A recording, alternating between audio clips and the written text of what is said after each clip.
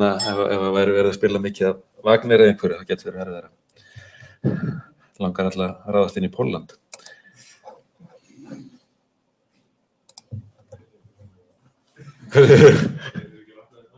Ég segi það, hver ekki vaknað það. Herru, við skulum taka smá yfirlit fyrirlestur núna. Hérna, ekki fyrirlestur, bara yfirlit kennslustund eða eitthvað, hvað sem við kalla það. Svona bara rétt til að rifja upp, sem sagt, við erum búin að fara gegnum efnið og þetta var sem námsmati sem var sett upp í upphafi. Þar sem voru þessi stuttu dæmatímaverkefni sem voru 10% bestu 10 af 12. Verkefnin sem voru 40% bestu 4 af 5. Og hérna, veit ég hvort maður á að gera lærdómum þetta, en sem sagt skilin, svona yfir tíma á þessum verkefnum, stórverkefnum, það eru sem sagt nokkurn veginn svona.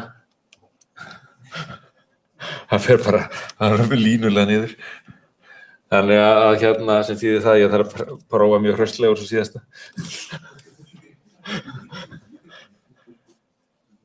En já, síðan er sem sagt lokapróf og ég segi besta 1 af 1, en það náttúrulega er svo sem ekki þannig.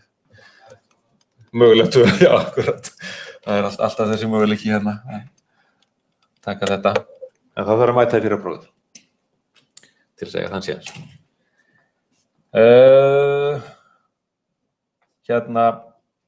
Já, ég kem aðeins að undirbúningum eftir. Sko nánari skipting. Svo ég bara með spurningarnar eftir. Nei, ég segi svona.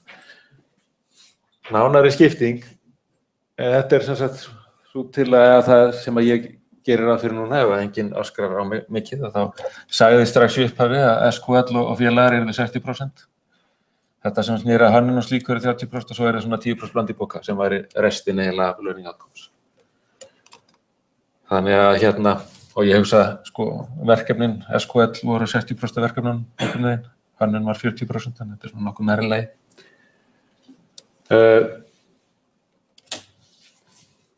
Calculus, algebra, SQL 10%. SQL samtals cirka 35%.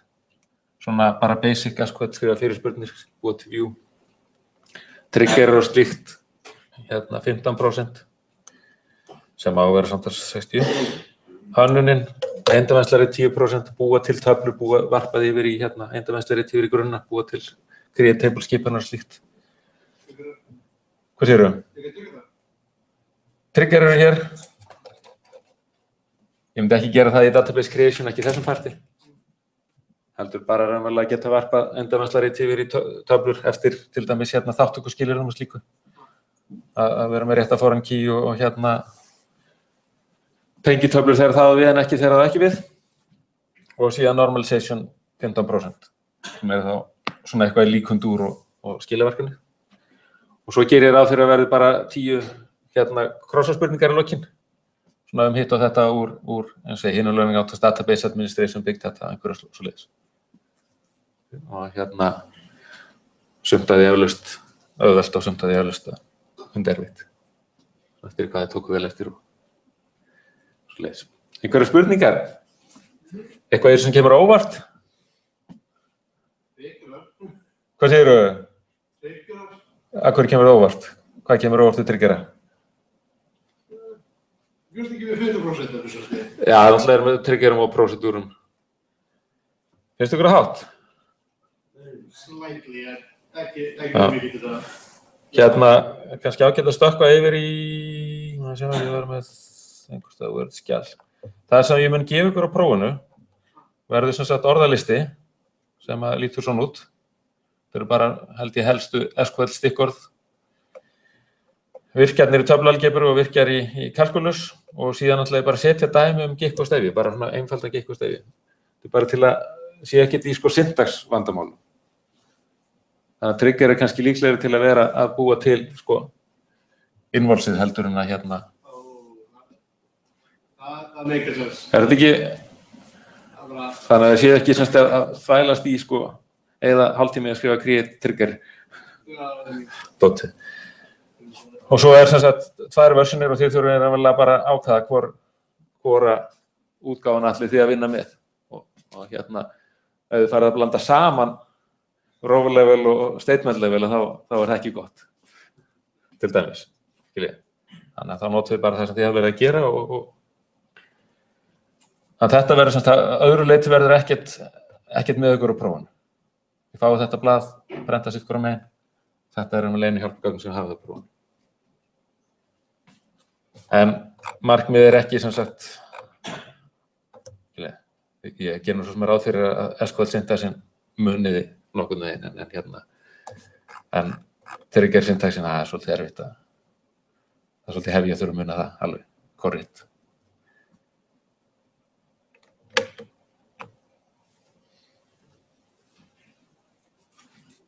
All right.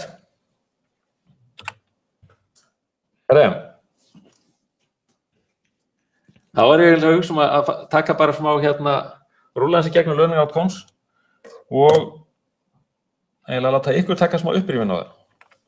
Svona allavega hluthaði. Fóruð að kíktu á learning outcomes núna fyrir tíman? Eins og ég nefndi ykkur. Einhver? Ok. Við gerum það einhverjum tímpúnti. Það hafið einhvern gert það fyrir próf að kíkja á learning outcomes. Já, ok, gott. Það getur náttúrulega verið gagnlegt. En hvað það? Sko, fyrsta learning outcomes var að geta rætt mótaða og ómótaða gagnagrunna í svona social og organizational context. Hafið ykkur hugmynd hvað það þýðir?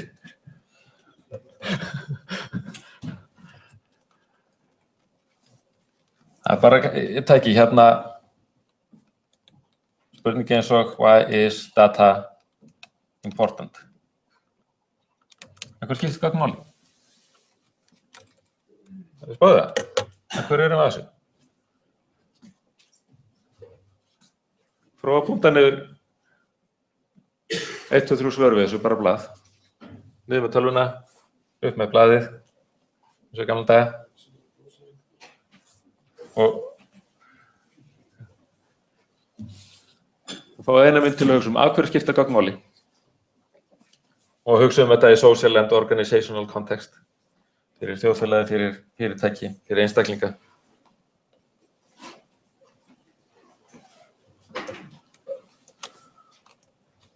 Og það getur bætt við what is it used for?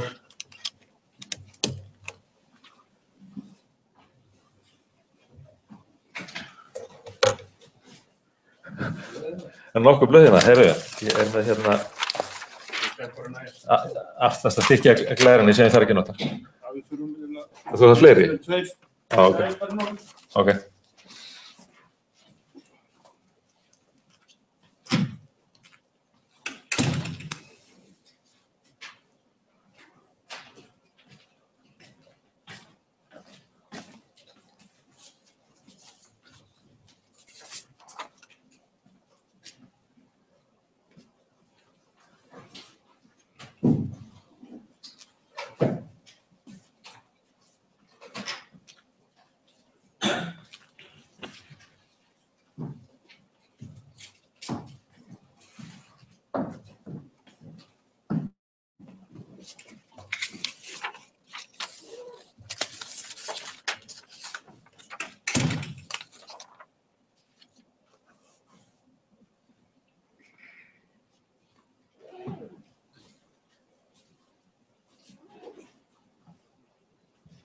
Svo þið eru búin að skrifa niður einhverja punkta með því bara byrja að tala saman aðeins, segja hverju þeim frá. Varstu með þá?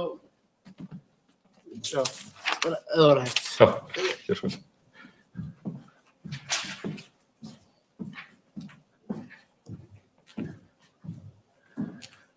Snúið ykkur aðallega við hliðina og segið að hverju data skiptir máli.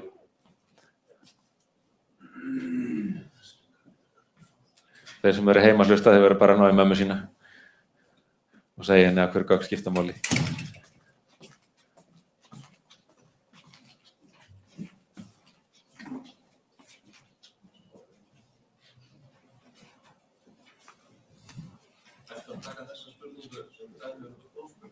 Nei, þetta er bara learning outcomes eins og stendur.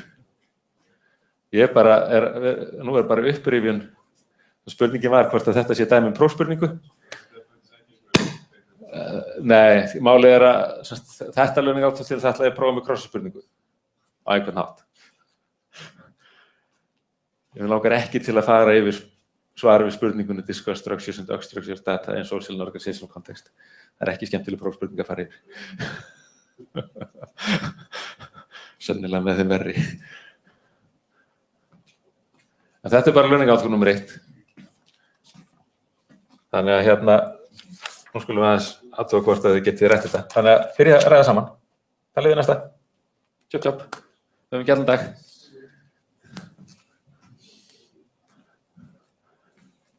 Þið tveir og þið tvö Þú bara koma eitthvað. Skella þér inn í einhvern hóp.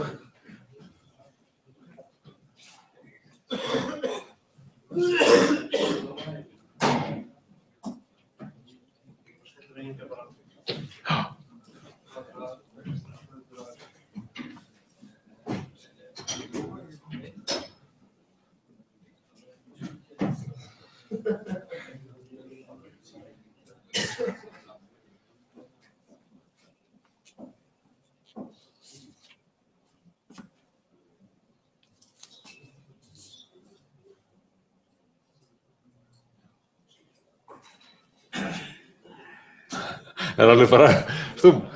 Er þetta svona einfalt? Af hverju skipta gögn máli? Af hverju skipta ekki máli? Þetta var ódýrt svar.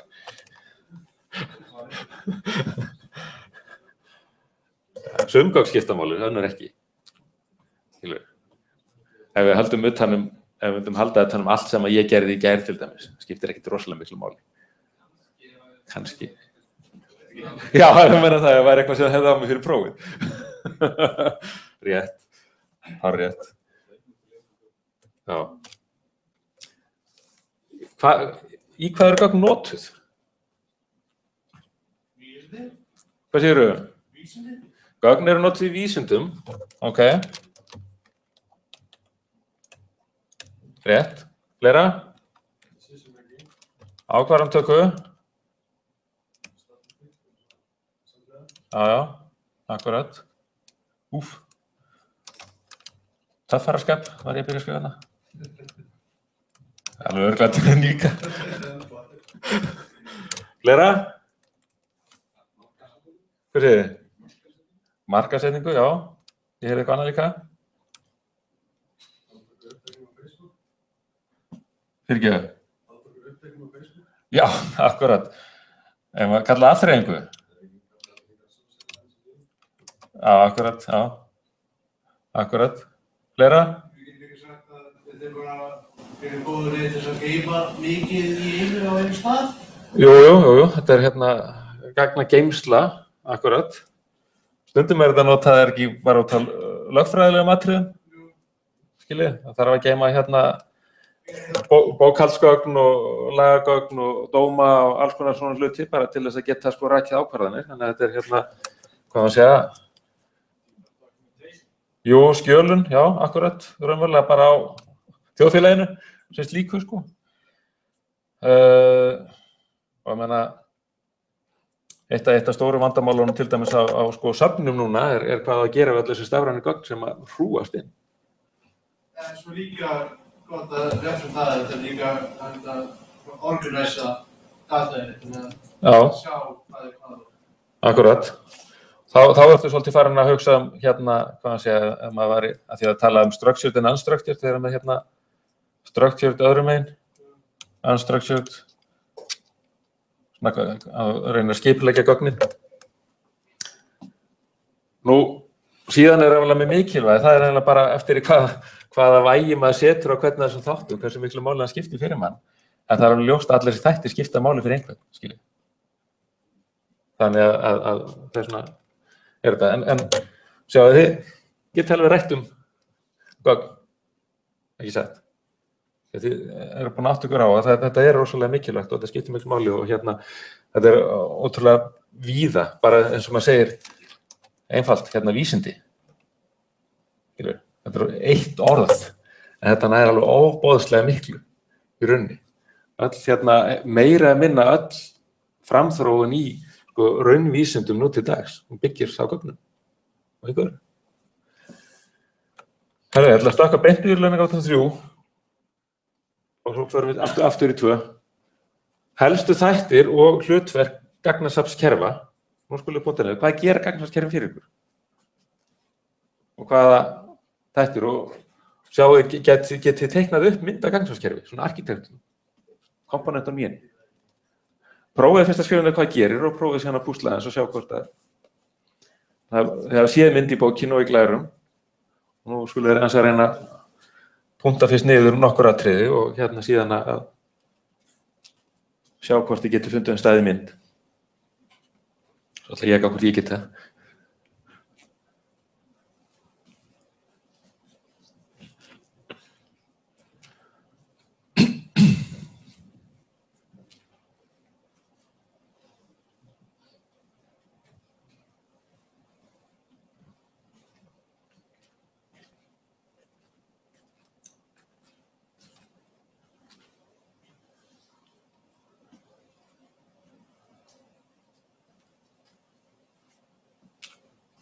Þannig að byrja bara að punta niður svona hvað þetta gerir fyrir ykkur, hverju getur helstu þættirnir, svo getur kannski hópurinn reynt að púsla saman í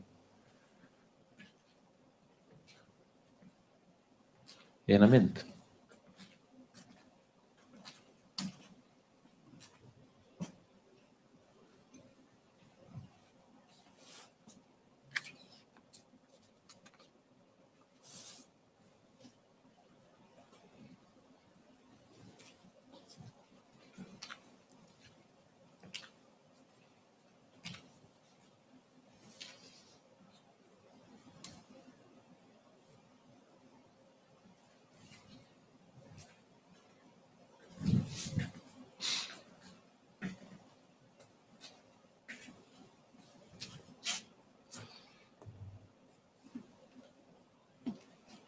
Og þið með byrja að tala saman bara hvað gagnasafnskerfi gera fyrir ykkur.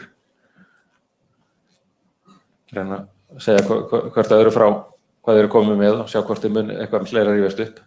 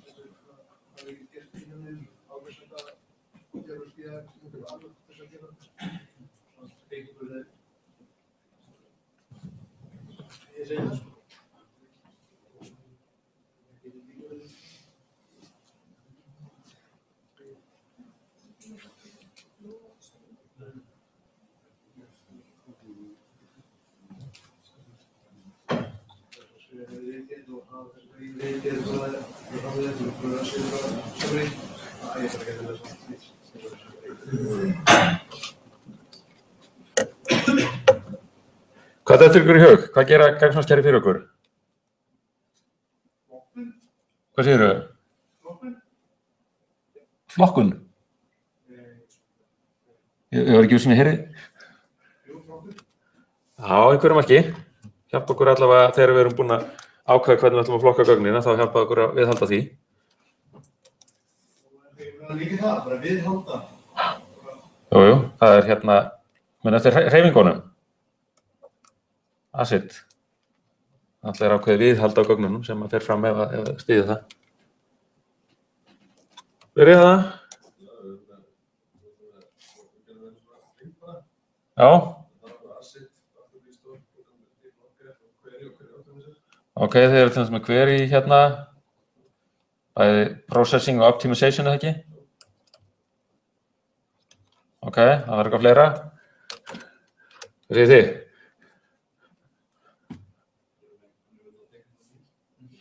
Nei, svo sem ekki að hugsa eina mynd. Bili bara, en... Já, akkurat. access control hérna. Rétt. Fleiri? Data manipulation. Já, data manipulation, það hvað maður segja, það var þetta hérna data definition language eitthvað svoleiðis sem að búa til töflur og eitthvað slíkt. Og fleira? Gegnum skerði eitthvað fleira fyrir ykkur?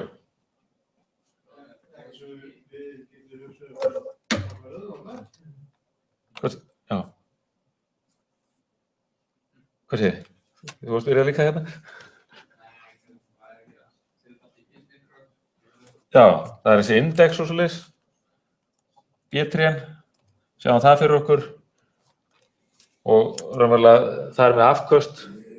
Hvað með hérna, hvað eru gögnin þegar þið ræsið upp kerfið? Það diski, þannig að það þarf að stýra diskinum, þannig að það eitthvað svona sem við kalla disk management. Líka memory management, buffer management stundu kallað. Það akkurat það. Stýra því hvað á diski, eða hvað í minni á hvaða tíma. Var eitthvað byrjað að reyna að tekna mynd? Þetta var einhvern veginn svona eins og að tekna upp bókinni. Þið eru með, hérna er þið með töflur og indexa og eitthvað svona dót, sko. Svo er þið með þennan diskstjóra, vona honum viðminnistjóra og svo er þið með eitthvað sem kallað hérna access manager sem var stýra indexum og einhverju slíku. Svo var hérna, held ég að hafa verið recovery og svo var transaction manager og sem var líka með lock manager og svo vona þetta allt saman var bara hérna query og það gerir til dæmis eitt það parsar og svo er það hérna optimizer og svo er eitthvað sem að keyrir og svo vona þetta allt saman er þið með hérna SQL notenduna. Þetta var svona, þetta er svona cirka myndin sem að var. Sjálfur sér skiptir myndin engu máli. Þess að getur alveg verið ef maður kynnist myndinni þá lærir maður að sko rifja upp ef eitthvað vantar inn í hugmyndir. En það sem skiptir máli er það sem er hérna vinstra með. Það sem að gagnaskerfin gerir við, hverju helstu þættir. Það að vinna á fyrirspurnum, það er rosalega stór þáttur í gagnaskerfin. Og raunverulega þurfum við ekki mikið að hugsa hvað er að fara að prófa ykkur úr.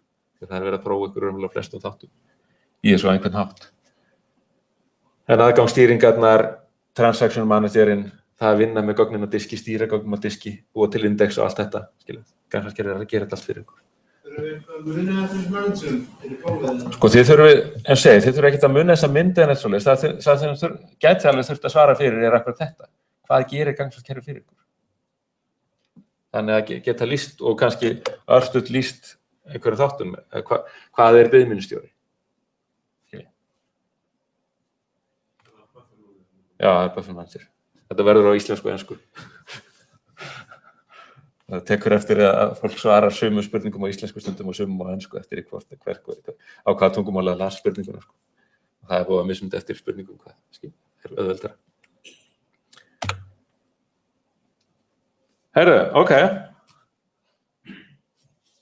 Hugtök og mælitölur sem að tengjast áreiðanleika, skalanleika, skilvirkni eða hraða og markvirkni eða effectiveness. Nú skulum við reyna að punta niður það sem við höfum talað svona mælitölur, hvernig getum við mælt hversu góð svör eru, hvernig getum við mælt hversu hratt kerfið virkaði, hversu gott kerfið er, hvernig getum við mælt skalanleikann, hvernig getum við mælt áreiðanleikann. Sumt af þessu hefur komið svona þokkalega fram í námskeiðinu, sumt síður, en sumt að ég bara ættu að raunverulega geta bara hugsað.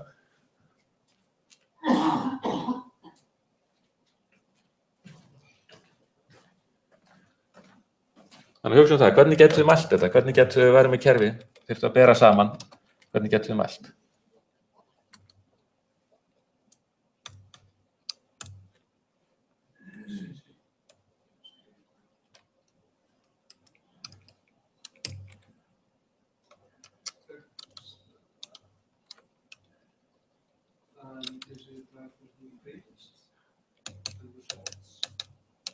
Prófið að byrja þess að punta niður.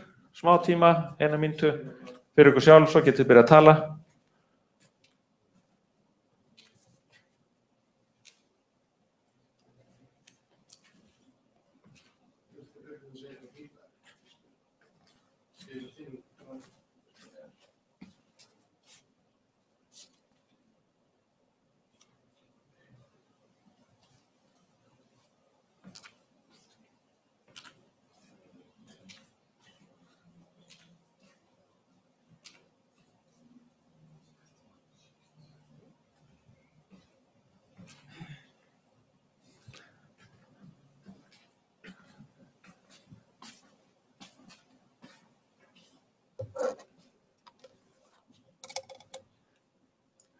Það alveg stúm. Við byrjum með einhverju einföldu. Hvernig mælum við efficiency? Hvernig mælum við hraða kerfis? Tökum tímann. Það til eitthvað sem að kalla hérna response time, sem er bara raunlega hvað lengi að fá svar. Það samt, það ekki eina mælitalan á allt hvers kerfis þetta. Það til fleiri. Hafið þið eitthvað spáð í það? Ef við til dæmis værum með big data kerfi sem að cruncha gögn, skiptir response time rosalega miklu máli? Hversu hratt svar kemur við einhver, skiptir rosalega miklu máli eða bara cruncha gögn alveg fullu? Það var alltaf að ráða við það, sko, en þannig að það er kannski önnur mælitala sem er betri, sem er sko hvað fer mikið gegn kerfið á sekúndu, sem er kallað throughput.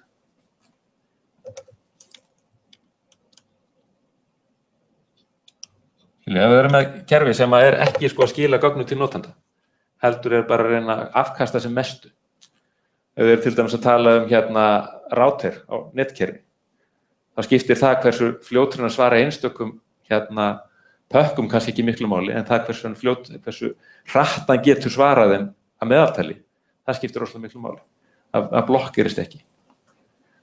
Og stundum er það þannig að hérna, sem sagt, ef maður vill halda throughput háu, að þá þarf maður svolítið að láta response time eiga sig, skiljið.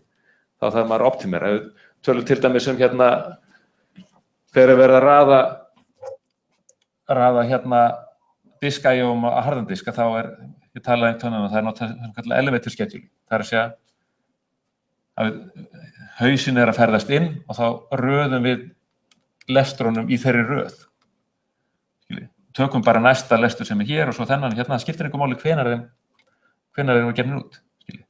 Hvenær við beðum þessi gögn.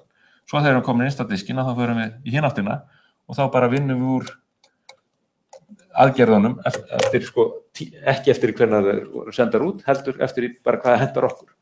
Og það er til þess að auka throughput, en það kemur niður á response time. Það var kannski skiljið, við erum rétt byrjuð að fara hingað og þá kemur fyrirspurn hérna.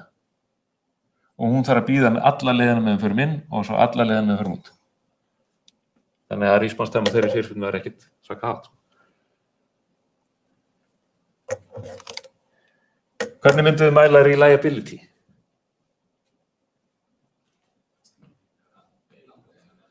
Já, hlutir að feila ekki. Það er ekki bara svona hlutir eins og uptime. Eða hérna í einhverjum prósentum. 99,99% upp í tími. Eða eitthvað. Það er eitthvað svoleiðis sem sjáið í hérna samningum frá fyrirtækjum eins og Advania. Til lofa ykkur einhversum hlutum. Jú, það er svolítið eins og availability, sem en það er hluti af reliability, má segja. Já. Þetta spurning hérna með ACID, það er sko, ACID er stór hluti í því að útfæra þetta og ná þessum kröfum upp í tíma eða slíkt. Svo er stundum talað hérna, hvað þetta er, mean time between failures, sem er svona hugtök sem er svolítið notað á diskum til dæmis. Hversu líklegt er að þeir bili og eitthvað slíkt. Segjum að það er svona ákveðin samsvörun á milli upp í tíma og mean time between failures.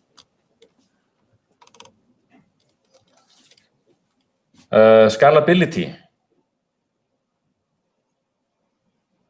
Hvernig mælum við scalability? Hvað segirðu? Já. Sko, maður höndli hellinga gögnum. Þetta eiginlega svolítið þannig það ekki að hvað segja, ef þetta væri gagnamagn og þá vill maður einhvern veginn geta bara sko skala hlutina sæmilega eða helst breyta arkitektun þannig að sko maður geti verið með afköst bara svona eftir því sem maður segir gagnamagn og hvað segja, stærð kerfis. Þannig að maður mælir eiginlega skalanleikann með öðrum mælitölum. Maður mælir response time eftir í hvernig maður reynir að skala kerfið með gögnunum og þá vill maður helst að response time eða throughput eða eitthvað slíkt sé eins. Þannig að maður er svolítið erfitt að mæla skalanleika sem slíkan öðru sinni með þessu. En þetta er akkurat punkturinn að raunverulega auka gagnamagn að sjá hvað gerist. Effectiveness, gæði svara til dæmis. Hvað höfum við talað í þessu námskeiði til að meta gæði svara? Já, við vorum með Phantom, það er svona kannski svona bara tæknilegt sko. Munið þegar við vorum að tala vefgögnin. Hvernig maður myndi meta svar frá Google. Við vorum með 2 mælitölu þar. Önnur var recall, það er að segja hversu mikið af þeim gögnum sem við myndum vilja sjá fá tilbaka og hinn var precision. Og myndin var einhvern veginn svona, þetta var svar og þetta var það sem var áhugavert og svo var spurningin sniðmengið, stærðan af sniðmenginu sem hlutfall af annarskort öllu áhugaverðu eða því sem við fáum tilbaka. Og við töluðum ekki að precision væri svona það sem við getum auðveldlega mælt. Við fáum 10 svör frá Google, 3 þeirra áhugaverð, 30% precision. Til einfalt að meta það einhvern veginn. Ef þið eru með SQL fyrirspurn, hvað er recall og precision? Þegar ég segi select stjarna frá eitthvað og eitthvað. Hvað myndu segja recall og precision væri fyrir SQL fyrirspurnir? Já. Þetta er smá trikkspurning, eiginlega. Vegna þess að þessi hugtök hafa heldur verið notuð í töflugagnagrunum. Þið gefið SQL fyrirspurn og þið fáið svarið við henni sem að rétta svarið. Skiljið. Það er bara, eða error ef þið gerir einhver mistök í fyrirspurninni. En eða reyndar getur fengið deadlock eða eitthvað slíkt, það er alveg möguleiki. En það er umverulega, hvað maður segja, recall sé 100% og precision sé 100% í SQL fyrirspurnum, af því að þetta er bara mengi og þið fáið það mengi tilbaka. Hins vegar getur vel verið að fyrirspurnin sem að þið sendið til kerfisins sé ekki akkurat það sem voru að leita eftir, skilju. Fyrirspurnin getur verið röng. Ekki bara með error, heldur bara, hún er ekki að, skilju, þið ætlaði að fá alla sem að eiga bláa bíla og þið biðum alla sem eiga rauða bíla eða að þið biðum alla sem eiga bíla, skilju, það vantar eitthvað fyrirspurnin. Og þá er náttúrulega recall og precision ekki 100%. Ekki með það sem þið hugsuðuð. En þetta er svona hugtök sem er almennt notuð frekar í svona þessum ómótuðu gögnum. Það sem við höfum ekki bara svona mengja skilgreiningu á því hvað við viljum fá tilbaka.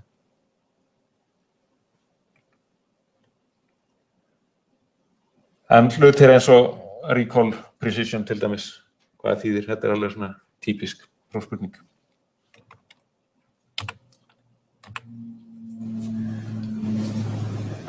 Hvaða gagnamódelum hafið þið kynnst í náminu hingað til? Ok, relational. Hverjum fleira? Hafið þið kynnst einhver fleira gagnamódelum? Já, XML er gagnamódel. Jafnvel HTML eða ekki? Það er svona variantur að þið bara ekki alveg smótaðar. Fleira?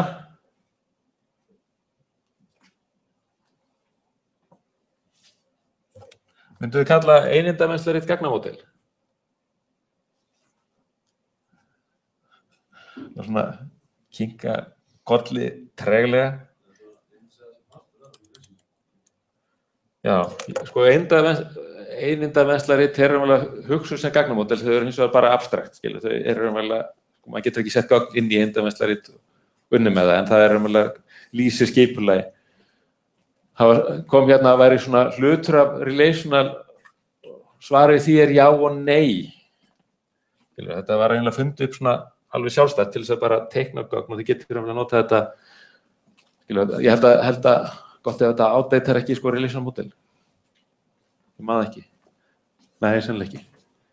En það tengingan á milli, en hún ekkert endilega föst. Ég gæti raunverulega að hugsa ykkur að búa til eindamennslarit og varpa síðan yfir í eitthvað annað gagna líka.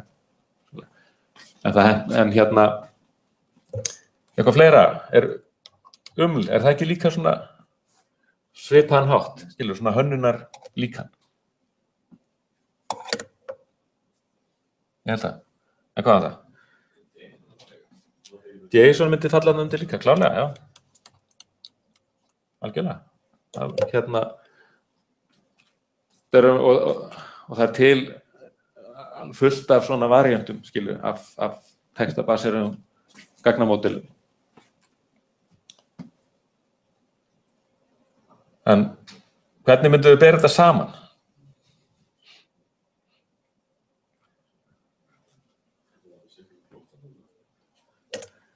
Hvað segirðu? Já, þetta svolítið sitt flokkarnir, sko. Og það eitt sem að geti borið saman væri sem sagt structure. Og eitt sem að geti borið saman væri, hvað hann segja, practicality eða eitthvað, skiljið, hversu gott þetta er. Og og eindamennslari til lenda til dæmis hérna ef þetta er plus og þetta er mínus, þá lenda þau, og þetta er plus og þetta er mínus, þá lendir það einhver hérna eða ekki. Já, struktúr, en hvað hann segja, það gerir ykkur ekkert rosalega mikið gagn þegar hafið gögnin sjálf, alltaf bara í skipulaginu. Meðan að hérna, þá myndi relational lenda hérna, XML, einhverstaðar hérna, skilja það svona hálfmótað, og JSON, og að svipa held ég. Hérna voru kannski komið með hérna gagnalíkani í upplýsingaheimt eða vefleit sem er eiginlega bara ekkert, skilja, bara textaleit og svo framvegis. Helstu þættir hérna vennsla líkansins. Nú þurfum við að hugsa, hvað eru hérna fundamental principles of the relational model? Nú skulum við skrifa aðeins niður, reyna að hugsa hvað getur verið átt við með því. Ég þarf alveg að hugsa líka, sko, þannig að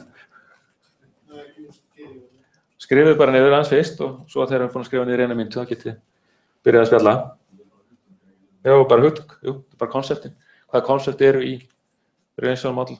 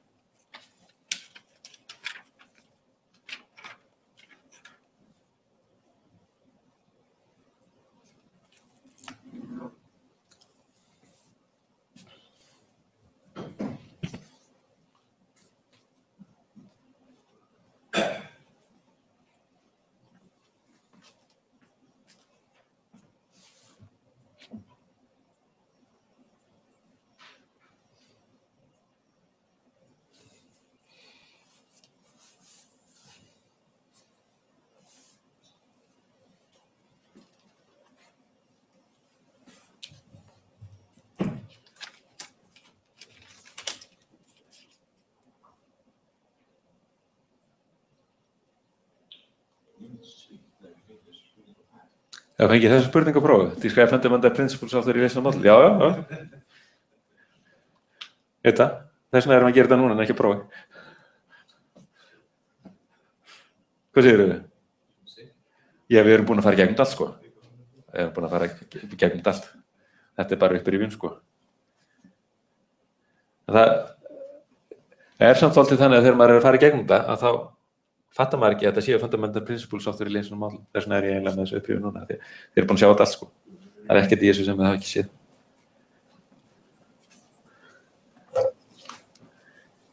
byrja að tala saman. Reyna að finna út úr þessu. Ykkar á milli.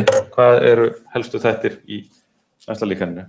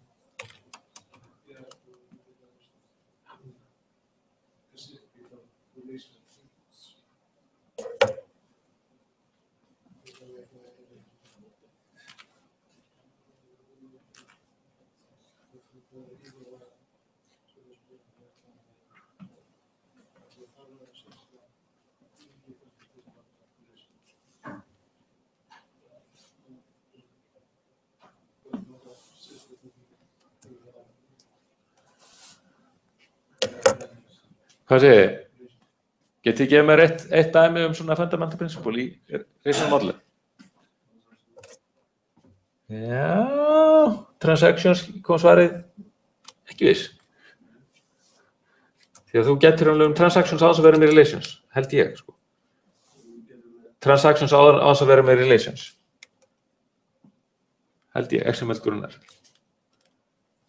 Raunverulega snýst þetta bara, hvað er grunnkoncept í relational model? Það er alveg grunnkonseptið. Fyrsta koncept sem þeir hugsa þegar tala relational model.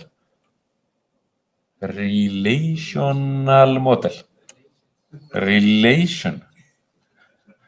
Þetta er alveg, fattið, við þetta alveg. En maður þarf að hugsa það. Skilur, hvað er grunnkonseptið? Og hvað getum við sagt relation? Hvaða eiginleika hefur relation? Hún með dálkar ekki? Sem hvað? Sem bara svona einstök gildi ekki? Einföld gildi? Þar sem það ekki flókið, það ekki mengin eða með neitt svoleiðis. Ok. Já, það aðeir. Hvað í þeim? Það gögnin. Síðan höfum við einhver smá skilyrði á þetta ekki? Þú nefndir eitt. Keys. Það að segja að það er einhver við getum skilgreint þess að einhvað með dálka. Eða dálka mengi. Og það kallum við lykil. Þetta að fá aldeilis að heyra þetta, ég skrif illa. Þannig að fólk verður bara að hlusta á fyrirlesturinn. Hvað segirðu? Já, einhvað dálka mengi. Ok, þeir að skrifa þetta betur. Þetta er að vera svolítið gróft.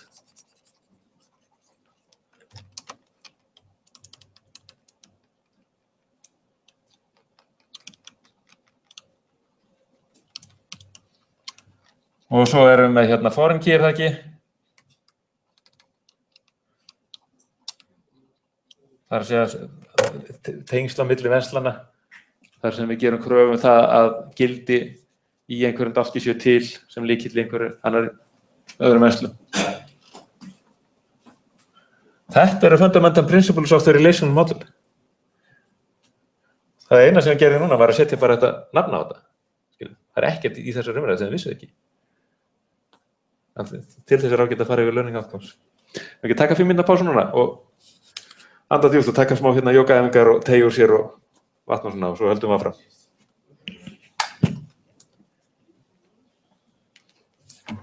En þetta er alveg hárrétt að það fengir þessa spurningu á prófi, svona alveg óundirbúið. Og það fengir þessa spurningu á prófi núna. Ég veit það allt, en stein niður hjúst tvælum. Það er sko, þess að myndi að gera ekki það. Ég hef einu sem gett sjálf með að setja svona spurningu á prófi. Ég hef punktur að þetta er allt voru byrjun, en þetta er ekki verið svona skil. Nei, það er svo þægilegt að hann er svona hversu hann gerir kannan þetta. Já, ég finnst að þessi Andrei segja að þetta er svarskissið relation, þegar eins og skulle vera eins og alveg svar hana. Það svarið sem það gögn eru skipulegar í venst. Það eitt að sagja. En það venst... Klassísk spurning sem maður horfir á þessu bara. Hvernig var það? Akkurat. Ég kann ekki orða neitt í neylingu. Ég get ekki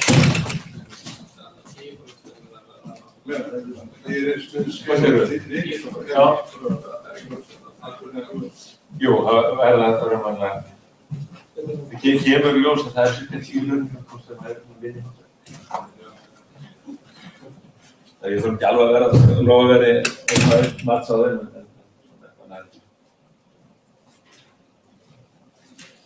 Þetta hans yfir eftir. Mattarlaunum á skipir í hlutið góð.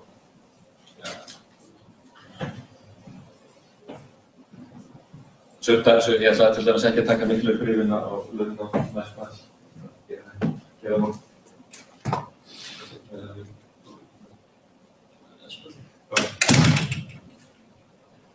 Standu upp. Fá blóð í skrokkin.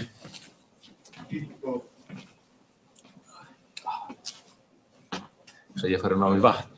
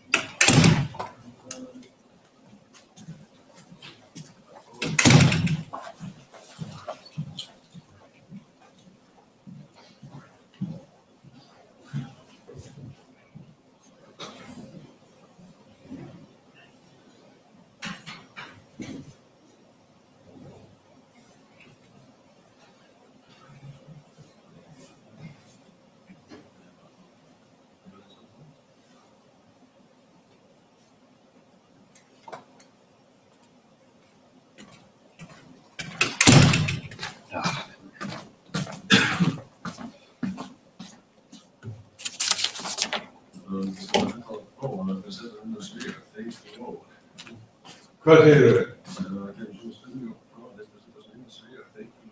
Já. Hugsaðu grunnatíð. En þetta samt svolítið fyndið, þetta sem sagt lögn ákvæm sem sjálfur sér tekið eða beintið úr aksentarinn og þegar maður fór ég að hugsa hvað helvítið þýðir þetta. Ég náði því svona nákvæmlega eins og það tók mig saman. Ég þurfti virkilega að hugsa hvað aftur með fundamental principle fyrir lífsmál.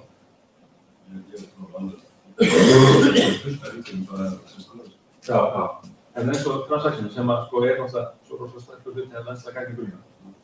Að sjálfur sér það koncept bara algjörlega orðaból. Það kannski ekki við að mótstæðlega að gera. Nei, ekki. Sem fundamental principle of database systems. Algjörlega. Já. Þetta er mest stóra. Já, þetta sem stór komponent af því. Þessi leysum vandir og svo. Þess vegna raunverulega annað learning outcomes sem að kemur það sem fundamental transaction cost. Þau bara þetta skilur við. Og það bara að því að þetta orðaból. En algjörlega grundvallaratriði.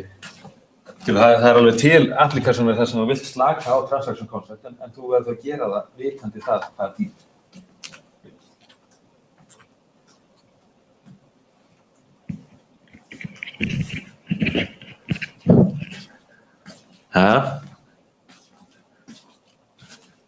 Ekki verið konar 5 mínútur.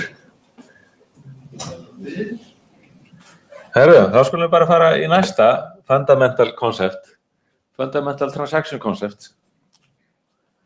Á vonaði þetta sé einfaldara. Jú.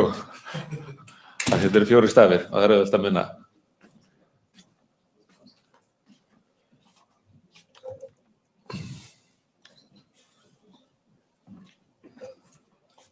Og þið munið vantilega þetta hérna.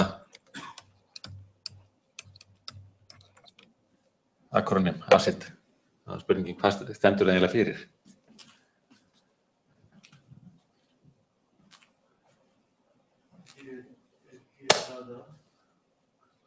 Skrifið núna niður nafnin sjálf, bara til að sjá hvort að þið munið þetta, og svo getið þið borið saman og sjá hvort að tekið þá atkvæðagreiðslu ef þið eru ekki sammála. Skrifa það niður sjálfur fyrst, svo getið þið borið saman.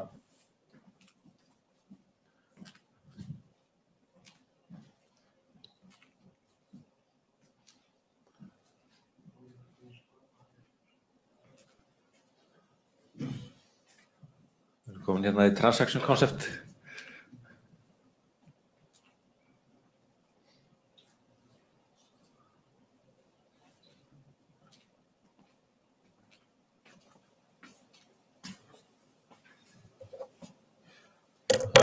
Eru ekki búin að skrifa niður? Skoðið þá, hvort þið eru, sjá hvort þið sammála. Ég aldrei sammála neinum. Nei, það gott, þá verður að rökræða það.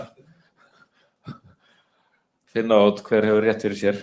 En þið getið tekið atkvæð, þið eru 3, þannig getið tekið atkvæðagreiðslu. Það er ekki sammála.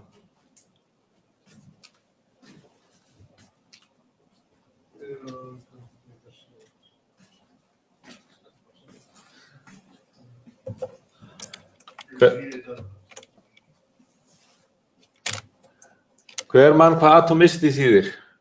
Þýðir. Atomisti.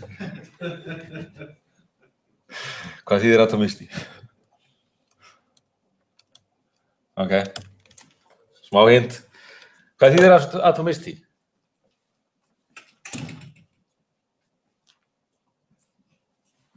Einhver? Já, annarkvort fæ allar breytingarnir í gegn eða ekkert. Annarkvort gerast allar aðgerðirnar í transaction eða engin þeirra.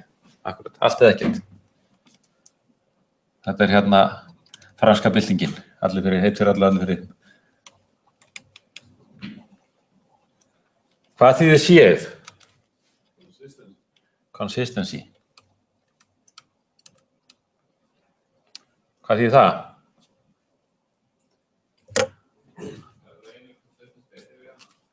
Já, grunnurinn þá reynir consistency state yfir í annað. Hvernig útfærið þið consistency? Þetta kallar heilíki. Gögnin séu svona nokkurnin heil. Hvað gerir grunnurinn fyrir ykkur til þess að útfæra consistency?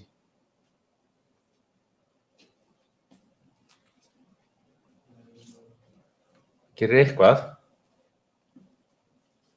Hvað tæki hafið þið? Getið skilgreint key er það ekki? Unique? Það er svona consistency dæmi. Það er að segja gögnin séu rétt, foreign key. Getur við búið til triggera til þess að viðhalda að það geti ekki sett inn gögn sem eru rangt uppbyggð eða eitthvað svoleiðis. Þannig að það er eitthvað svoleiðis skilyrði. Og check constraint. Það er þannig græður sem gangurinn hefur. En munið þegar við tala transaction, millifærslu transaction sem að tekur út alltaf x krónur og leggur inn x mínus 100. Grunnurinn sér ekkert að þeirri transaction. Það er bara, þannig að þið þurfa að passa upp að slatta þessu. Hvað þýðir I? Hvað segirðu? Integrity? Það væri svona consistency, Hvað ég hérna? Isolation, já. Hvað þýðir isolation? Já, það er ekki sagt einangrun. Hvaða áhrif hefur það á hvernig við getum skrifað hugbúnaðar okkar? Getur alveg að láta eins og við sem eini í heiminum, það ekki? Þurfum ekkert að ágjöra eða hvort einhver annar að breyta gögnunum með eitthvað slíkt. Við bara skrifum það sem við ætlum að gera og svo einhver annar sem sér að það sé í lagi. Hvað þýðir D? Data? Durability? Takk atkvæðagreiðslu. Já, durability vinnur. Og aftur munið að þetta er bara svona frekar generalt koncept og tengist ekki relation modelinu sérstaklega, Durability, þetta var ending var ekki á íslensku.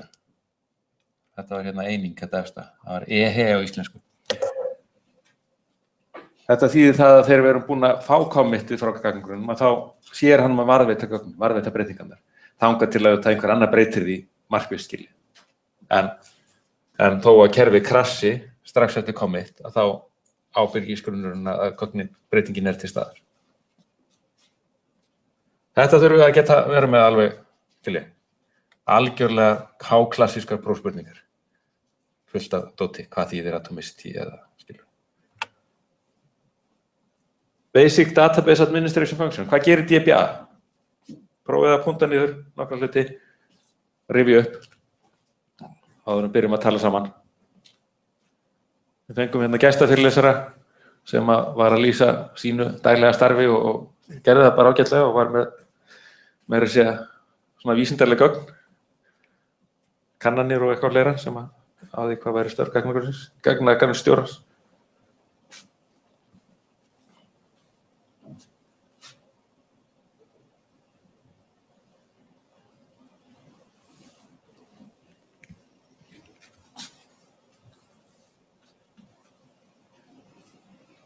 Sjá hvað munið.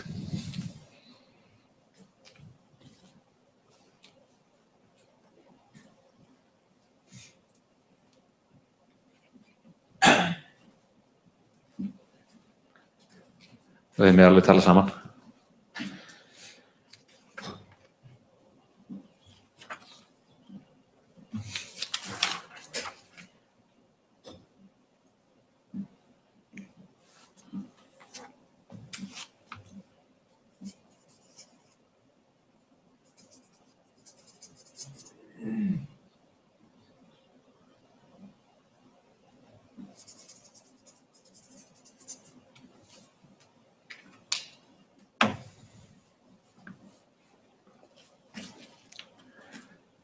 Hörru, talið saman. Segðu hvort það eru frá einhver einu atriði sem að gagnagrunnsstjórinn gerir.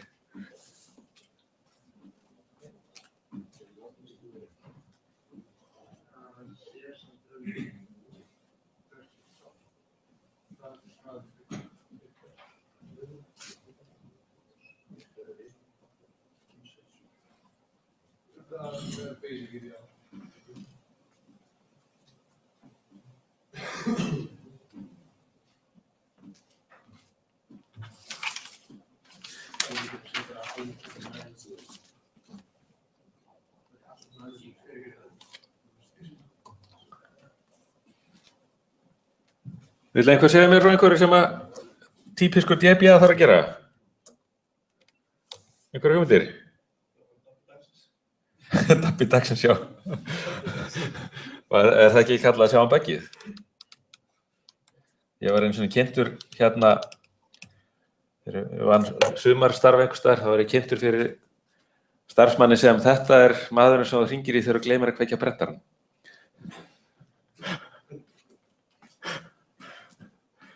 Ok, sjáum buggið. En það er nú kannski spurning hvaða bugg það er, sko. Það er nú hérna, hvers konar bugg gæti það fengið? Já, getur verið bugg í gagnagrunninum. Já. En hvað myndi gæti fengið kvartanir, hvað myndi kvartanir snúast? Ok. Þannig að þetta er hlutir eins og hérna að kannski að reyna að stilla afköst, ekki? Eða bæta afköst. Kannski.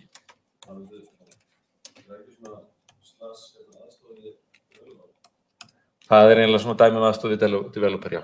Akkurat. Fleira sem að geti... Já, alvarspróf.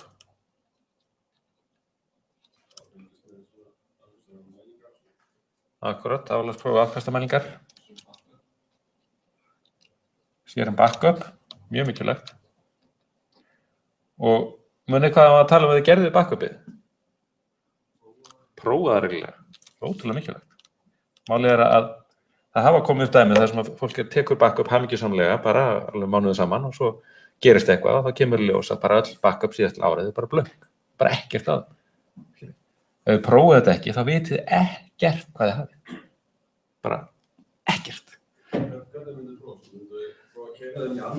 Já, það sem hann var að tala um, þeir bara restore, þeir bara setja þetta inn á annan grunn, setja upp kerfið, bara ná upp heilu kerfið, bara alveg frá grunni.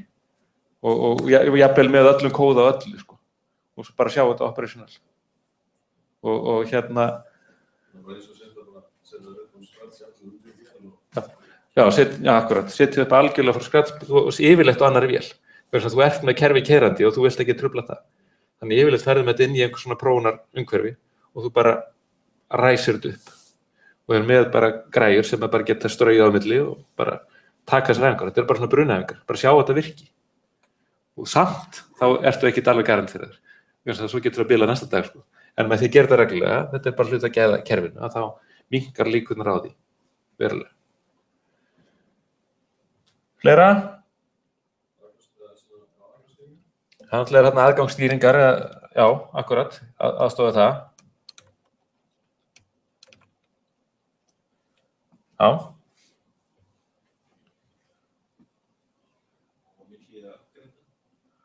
Já, töluðu mikið upgrade. Já, patsagrunnana og öryggis hérna, og það þá yfirleitt á bara DBMS level mikið og svona líka auðvitað hérna á þessa hugbúnaðar sem við keyrum á þetta.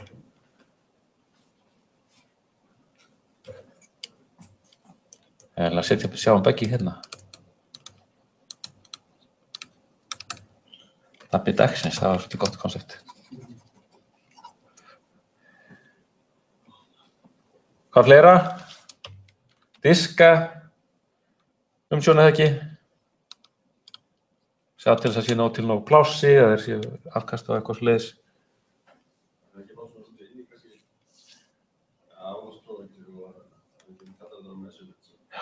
Þetta er raunverulega, og ekki bara diska heldur líka hardware, þar sé að auðvitað þarf afkast að mæla og þú sér það afkastum er ekki nóg og þá þarf það að stýra og svo þarf það líka að fylgjast með því að það getur verið allt í lagi með afkast en bara diskarnir eru að fyllast. Þannig að þetta passa svolítið upp á það. Jú, raunni. Og það kemur, eins og ég, það tengist þessum afkastamælingum. Það er bara að sjá hardware, upgrade og slíkt. Ég skipti svona mjög gróflega í tvennt, annars vegar er þetta svona aðstoð við hérna software development. Ég segja hins vegar er þetta bara hreinlega sko umsjón, kerfisumsjónin. Svo þetta skiptaði mjög gróflega í tvennt. Flott, mjög gott. Svo tölum við aðeins hugtök og aðferðir fyrir hérna unstructured data information retrieval, reyndar kannski fyrst og fremst hér og ekki lítið hérna. Munið hvað fyrir að tala um þarna?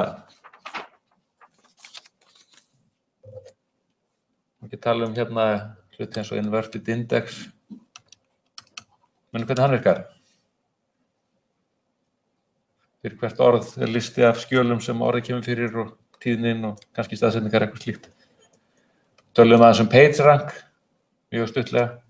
Það er að segja hvernig er hægt að nota hérna Hub Authorities til þess að hækka og lækka vægi skjala í svörunum. Þannig að þegar þið eru að googla til þess að fáið yfirleitt það sem þið fáið tilbaka er Authorities. Fyrst. Svo einhverstað neðar koma Hubs, en yfirleitt er Authorities fyrst. Þetta hérna, discuss major approaches to storing and processing large volumes of data. Við vorum með 2 gestafyrirlesara þetta, en við fórum alltaf sjálfur sér og grunt í það. En prófið aðeins að hugsa hvað hann segja big data og það sem að þeir voru að tala út frá þessum hérna 3 vítum. Users, hardware og data types. Og kannski skoða hvað er öðruvísi í þessum big data gögnum út frá þessum vítum heldur en bara í relational gögnum inn í einhverju fyrirtæki.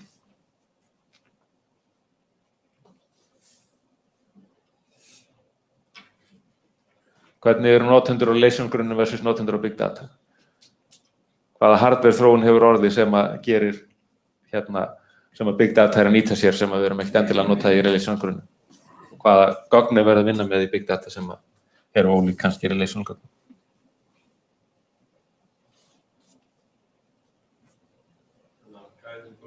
Já.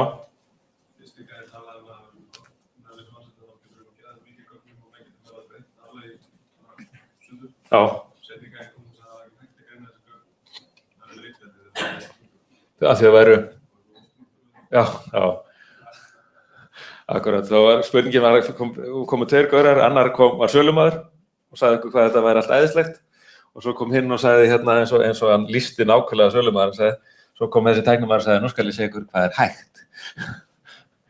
Og svarið að sko, það alveg hellingur hægt, en það ekkert endilega auðvelt. Fólk hefur náð ótrúlegum árangri og komist mjög djúpt ofan í gögn og mörg fyrirtæki sem hafa nýtt þetta mjög vel. En sem sagt, það ekkert auðvelt. Og það var kannski punkturinn í seinni hlutanum að það tilhættir ykkur tækni sem gerir alveg alls konar hluti fyrir ykkur, en næstum því eins margar aðferðir eins og einstaklingar sem hafa hugsað þetta. Það er svo rosalega mörg kerfaveljur og svo framvegis. En jú, fólk hefur náð árangri, sko. Það eru dæmi til dæmis það að búið í Bandaríkjunum sem heitir Target sem hefur svolítið verið að fylgjast með innkaupum og eru mjög stórir í þessu. Og þeir sendu sem sagt einhverju unglingsstúlku bréf þar sem voru ekki athygli hennar á tilboðum á bleium og barnavörum og svo framvegis. Og faðirinn hringir, sér þetta bréf sko og hringir alveg æfur hvað andskot hann sé að senda og svo kemur einhvern 2 vikum seinna þá hringir sko einhver stjóri og þar og ætlar að biðjast afsökunar og þá segir pabbi, ég þarf að biðjast afsökunar, hún er búin að játa. Þannig að Target var búin að fatta það var bara einhver breyting í neyslumynstrinu hjá henni sem bara sagði þeim að hún er ófrísk og við þurfum að fara að vekja athyglinnar á barnavörum. Svolítið fríki.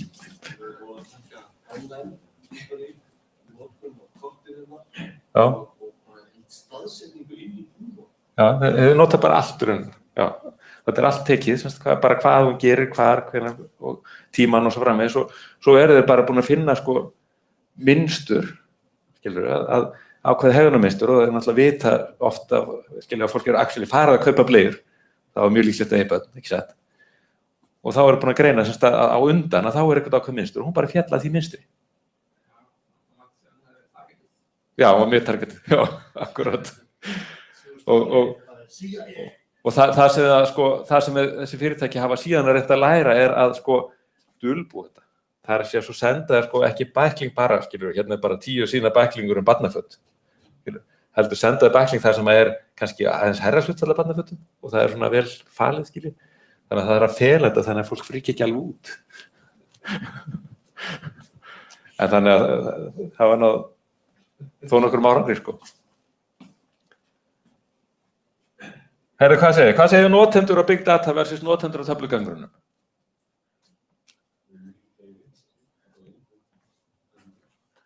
Já. Við þurfum eiginlega að greina, sko, ef við tölum hérna Big Data, þá þú varst að tala input versus output. Input náttúrulega, sko, það bara rosa, skilur. Eitt dæmi input bara allir Facebook-notendur, skilur. En svo að þeir sem að nota það ekki sérstaklega margir það. Já. MSA, akkurat. En það kannski, skilur, það eru einhverjir stjórnendur og einhver sem að vinna fyrir þá að greina gögnin. Til hvers þetta notað?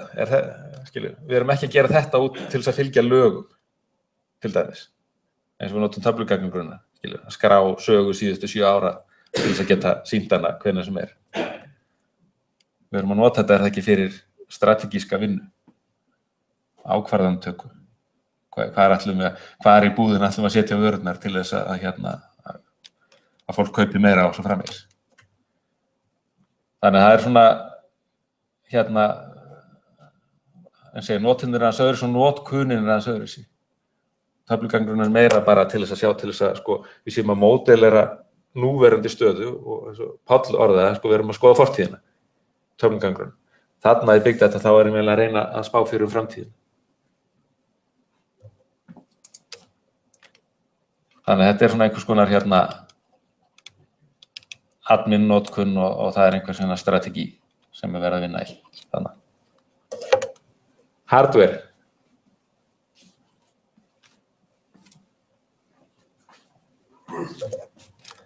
Típiskur töflugagngrunnur á einum serveri, það ekki. Oft dálítið mikið skessa með mörgum prósessorum og svo framvegis, en það samt bara einn grunnur. En típisk big data grunnur, það bara dreifiður grunnur, það ekki. Skilja, jafnvel fara cloud eða cluster eða eitthvað slíkt. Það sem og hluta til vegna þess að gögnin sem var að vinna með, að þau þurfi ekki að vera consistent, þau þurfi ekki að hanga endilega alveg saman. Og oft eru þau svona afleidd gögn, það að segja, þau eru ekki endilega nýjust gögn, þetta bara svona söguleg gögn. Þannig við erum ekki með þessu update vandamál, skilji. Þannig við getum tekið þau og bara dreiftum á fullt af vélum og þurfum ekki að áhyggjur af því af heilleikarum. Hvað með data types? Komstu svolítið inn á það reyndar þegar þú varst að spyrja á það út í struktúrun og það. Þetta náttúrulega bara yfirleitt svona frekar ómótuð gögn. Unstructured. Ég skal skrifa þetta betur. Og jafnvel alveg rosalega ómótuð gögn. En samt, ofta einhver struktúr, ég meina, það hefur mikið verið að logga aðgerðir og það náttúrulega kemur það út frá einhverjum hugbúnaði, þar sem hægt svona að stýra aðeins struktúrnum á því. Og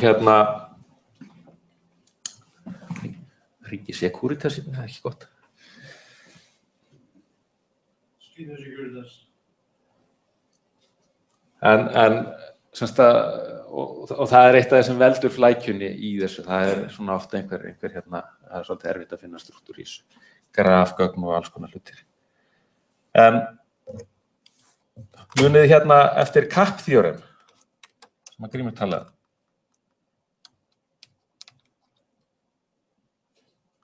Teiknaði svona þríhyrning. Og það segir að það ekki hægt að ná nema mestulega tveimur á sama tíma. Hvað þýðir, munið fyrir hvað CAP stendur?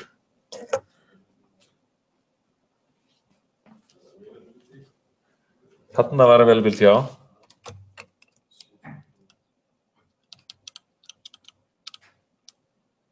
Séð var þekkt, það er consistency. Man einhver?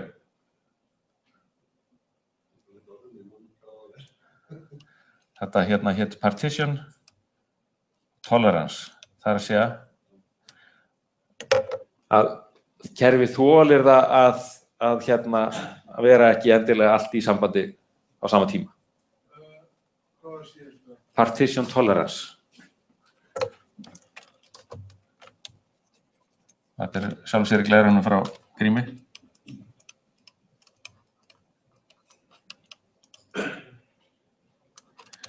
Ef við tökum til dæmis típiska töflugagnurina, þá eru þeir available og consistent. En þeir þola ekki partition tolerance. Þeir fríka út ef að klofnar þetta bara. Þá eru einhver gögn ekki aðgengileg og svo framvegis.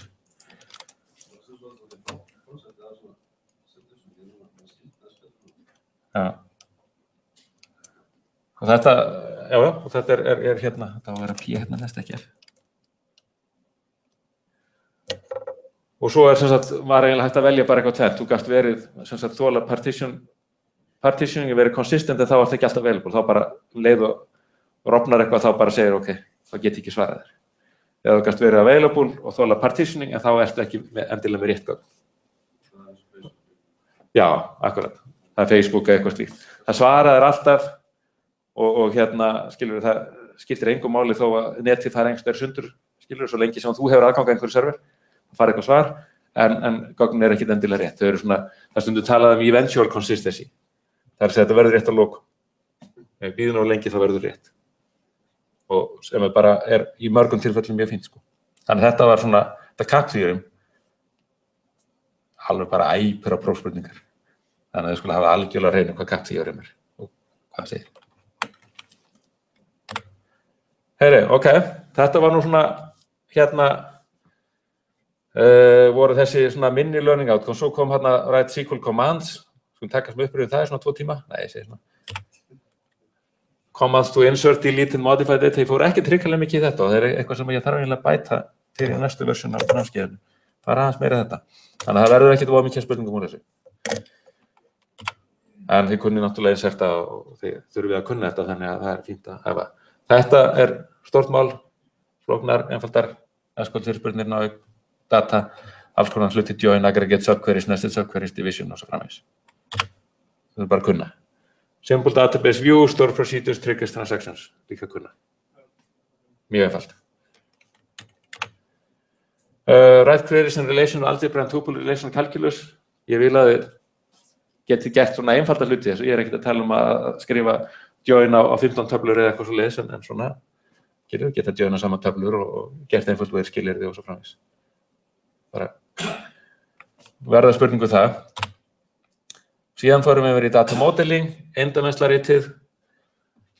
Þar voru hugtök sem ég mæli með að kíkja eins og hérna aggregation, veikeinindi, relationship constraints og partial keys. Þetta var svona hluti sem kom út sem hérna hvað að segja, veikleikar í svörum.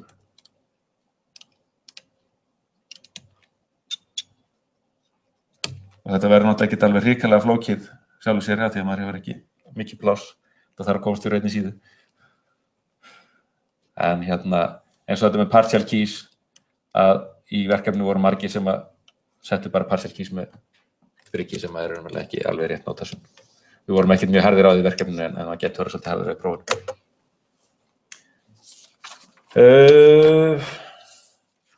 Næsta varpa sig yfir í hérna töflugagnagrunn, 5% þar, normalization.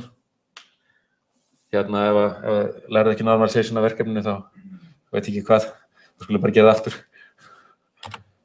Það reyndi á eiginlega flesta hluti sem hægt að reyna á.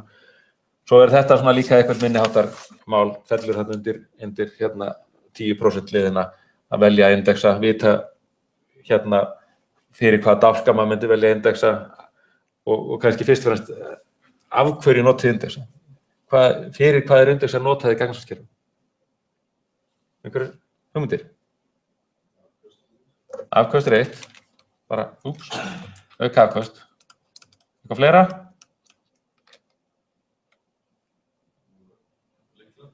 Fyrir líkla, já. Þannig að það þetta consistency. Það alveg þetta fyrst og annars þetta tvennt. En muna það að þetta alveg skipti hvort ekki máli. Það sé þeir búið til hérna primary key að það verður til index sem bannar raunverulega tvítekningar. Og enforcement of primary key bara það er eftir að setja inn indexin og text að það var það leið, ef text ekki þá violation.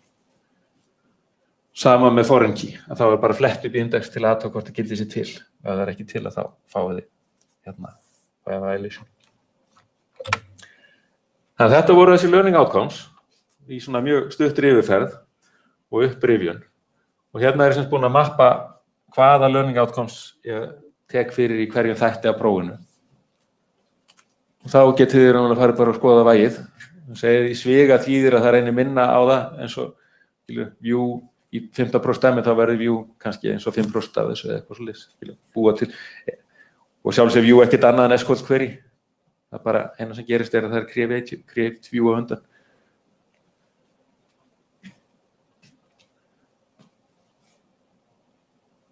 Og þetta allt að ná að sjá hérna, það þessi skemmtilega tilviljun að það akkurat 10 learning outcomes á bak við 10%. Þannig að þetta verður svona, ég ætla ekki að lofa one-to-one correspondence en þetta verður svona nærri því að vera, hvert að þessu verður svona 1-2% kannski.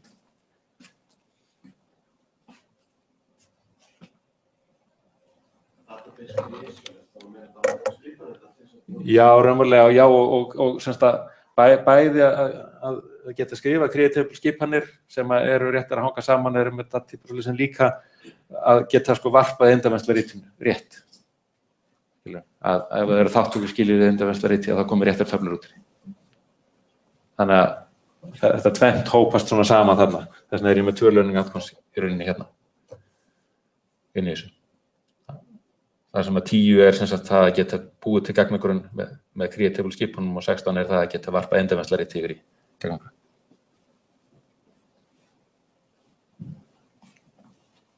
Yes, heyri. Hérna undirbúningur. þið munu hafa þetta blað, þannig að þið getur bara að prenta það út. Ég var ekki búin að setja það á netið en ég skal setja það núna á MySchool. Og get sjálfsög haft það, þannig að bara þekki það, skiljið. Þannig að þið undirbúið okkur. Ég mun gefa út æfingapróf. Ég næði ekki fyrir en í næstu viku, en það kemur í tæka tíð fyrir prófið, þannig að þið gætur undirbúið okkur svolítið, tekið síðan prófið, sjá hvernig standið og kannski þá tekið einhver ákveðna þætti og tekið það betur. En það af því að námskeiðið svolítið breytt, ég er búin að gefa ykkur þessi próf sem ég hef, sem eru sennilega það sem líkast því sem verður þarna, og það fínt að nota það sem æfingu líka, en bara að því að við höfum ekki, sem sagt, þetta það mikið breytt að þá ætla að búa til, það helst að búa til 3 próf á sama tíma, það að segja aðpróf, endurtektapróf og æfingapróf, og svo eiginlega bara að velja á handahófi hvað fer til ykkar, hvað fer í aðpróf, hvað fer endurtektapróf. Það sem markmið hjá mér. Ég næði ekki fyrir eftir einhvern næstu viku. Þannig ég myndi ekki byrja á að skoða það og ákveða síðan hvað þurfa að læra, heldur myndi ég læra út frá því sem við erum búin að vera að tala hérna og því sem ykkur finnst að þið þurfið og síðan taka prófið og sjá prófaðans hvernig standið. Og svo bara var að prófið aldrei jafn þung, þannig ef ykkur finnst að vera svolítið létt þá skulle samt ef ykkur vel. Það nærði aldrei að sé alveg nákvæmlega jafn þung. Það myndi ég gefa út með lausni. Það er bara alveg að gera hjá mér í þessari viku eftir. En hvað? Ég ætla að flýja. Já, ég verð ferðarlega. Það er bara að koma upp ferð sem ég get ekki sleppt. Þannig að ég verð í Frakklandi á þessum tíma, en ég verð bara aðgengilegur. Hallgrímur ætlar að byrja á því að taka prófið og fá síðan feedback frá mér. Og síðan kemur hann og hann náttúrulega alveg 100 eindur, þannig að, og ef það eitthvað sem hann getur ekki svarað, þá bara fer hann og hringir í mig og við finnum út. Þannig að ég verð með ykkur í anda. Þorgeir ætlar að vera með 2 opna tíma frá 6 til 9, þarna síðustu 2 kvöldin fyrir prófið, sem raunverulega verður bara, þið getið bara mætt, fengið aðstoð ef þið þurfið. Það verður engin kennsla, þetta verður ekki upprifin námskeið eða neitt slíkt. Heldur bara ef það einhver vandamál sem hafið, þá hann til staðar til að hjálpa okkur við að finna út. Þannig að það ansi margir í prófa 19. sýndist mér. Þannig að upp úr því að þá getið farið og fengið aðstoð þar. Ég hef búið að spyrja mig mikið hvort að ég geti bent á einhvern kennara til að vera með upprifin námskeið og svarið við því nei, ég get það ekki. Hins vegar ef einhver ykkar langar til að taka það sér og þá sem sagt opin staða skilst mér. En ég persónulega ekki búið að hrifna þessum upprifin námskeiðum, þannig að ég ekkert mikið að stóða fólk. Ég held að það ekkert sem að toppar það að læra vel í rauninni. Og ef þið hafi verið að vinna verkefni og svoleiðis, þá held ég að vera bara mjög vel undirbúin. Einhverjar spurningar? Lokin? Allt skýrt? Þangað til seinna, já. Akkurat. Já, heyrðu, þá ætla ég bara að þakka kærlega fyrir námskeiðið og að vera mjög ánægilegt sérstaklega með ykkur sem hafa verið svona duglega að mæta. Bara þakka ykkur kærlega fyrir. Það er mjög gaman að hafa allir fyrir fram að sig og sérstaklega, við erum mjög ánægilegt að hafa ykkur hérna og bara að segja óska ykkur góð skikis.